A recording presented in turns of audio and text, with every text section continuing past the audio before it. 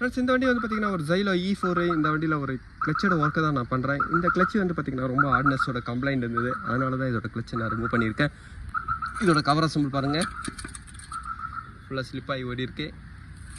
Friends years ஆகும்போதும் வந்து பார்த்திங்கன்னா அந்த கிளச்சு சீக்கிரமாக ரஸ்ட் ஆகிடும். ஏன்னா ரொம்ப நாள் ஓடும்போதும் கிளச்சு பிளேட்டை வந்து பாருங்கள் சுத்தமாக கண்டிஷன் போயிட்டுருக்கு.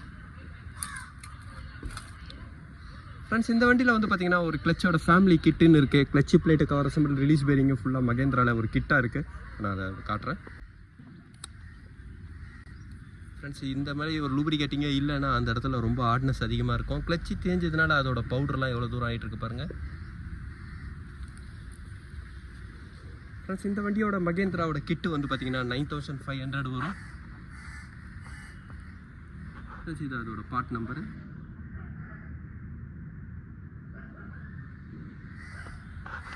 ஃப்ரெண்ட்ஸ் சைடில் E4 ஈல வர மாடல், இல்லை ஈகலில் இன்ஜினில் வர மாடல் எல்லாத்துக்கும் வந்து பார்த்திங்கன்னா இந்த ஒரே கிட்டு தான். இந்த சைடில் வந்து பார்த்திங்கன்னா ஒரு ஸ்கார்பியோட ஓல்டு இன்ஜின் இருக்கும். ஸ்கார்பியோட CRD இன்ஜின் இருக்கும், 2.6ஓட இன்ஜின். இல்லை நான் தனித்தனியாக தான் வாங்க போகிறேன் அப்படின்னீங்கன்னா தனியாக கிளச் பிளேட்டோட பார்ட் நம்பர் இது. இது ஒரு கவர் அசம்பிளியோட ப்ரைஸு, இது பார்ட் நம்பரு. இது கிளச்சு ரிலீஸ் பேரிங்கோட பார்ட் நம்பர் இது.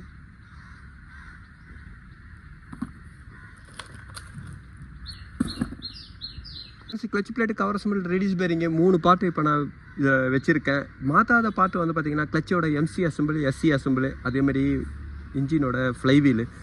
இந்த பார்ட் எல்லாமே வந்து பார்த்திங்கன்னா உங்களுக்கு இந்த கிளச் பிளேட்டை ரொம்ப நீங்கள் யூஸ் பண்ணும்போது தான் அதோட டேமேஜ் அதிகமாகும். கிளச்சு சிலிண்டரோட வேலை வந்து பார்த்திங்கன்னா கவர் அசம்பிளை ப்ரெஸ் பண்ணுறது. அந்த கவர் அசம்பிள் ஜாமாக இருக்கும்போது கிளச்சு சிலிண்டருக்கு லோடு அதிகமாகும். நீங்கள் புதுசாக மாற்றும்போது வந்து பார்த்திங்கன்னா கிளச்சு சிலிண்டர் உங்களுக்கு லோடு கம்மியாகும். கிளச்சு சிலிண்டர் அதே மாதிரி இந்த வண்டியில் ஒரு பெனிஃபிட் என்னென்னா வெளியவே இருக்குது. போயிடுச்சுன்னா நீங்கள் ஐடென்டிஃபிகேஷன் பண்ணிவிட்டு ஆயில் குறையும் போது செக் பண்ணிவிட்டு நீங்கள் சேஞ்ச் பண்ணிக்கலாம். அதனால் கிளச்சு சிலிண்டர் இதில் வந்து பார்த்திங்கன்னா நான் சேஞ்ச் பண்ணல. ஃப்ளைவீலோட கண்டிஷனும் நல்லாயிருக்கு. இந்த வண்டியோட ஃப்ளைவீல் வந்து பார்த்திங்கன்னா உங்களுக்கு ஈஸியாக அவங்க ஒரு ரஃப் பண்ணி போடலாம். அதனால் ஃப்ளைவீலை நான் சேஞ்ச் பண்ணல. ஃப்ரெண்ட்ஸ் இதிலே வந்து பார்த்திங்கன்னா H4 மாடல் இருக்குது. அந்த H4 மாடலில் வந்து பார்த்திங்கன்னா கிளச்சு சிலிண்டர் நீங்கள் கம்பல்சரியாக சேஞ்ச் பண்ணி தான் ஆகணும். ஏன்னா அது வந்து பார்த்திங்கன்னா ஒரு சென்ட்ரிக் சிலிண்டர் ரிலீஸ் பேரிங்கோடு சேர்ந்து வரதுனால அதை நீங்கள் எடுத்து புதுசு தான் போட்டு ஆகணும். இந்த வண்டியில் வந்து பார்த்திங்கன்னா அதை சிலிண்டர் நான் எதுவுமே சேஞ்ச் பண்ணல. ஃப்ரெண்ட்ஸ் இந்த சைடில் கிளச் பிளேட், கவர் அசம்பிள்லாம் ஃபிட் பண்ணிட்டேன். இதுக்கப்புறம் நான் கீர் பாக்ஸை நான் லோட் பண்ணுறேன்.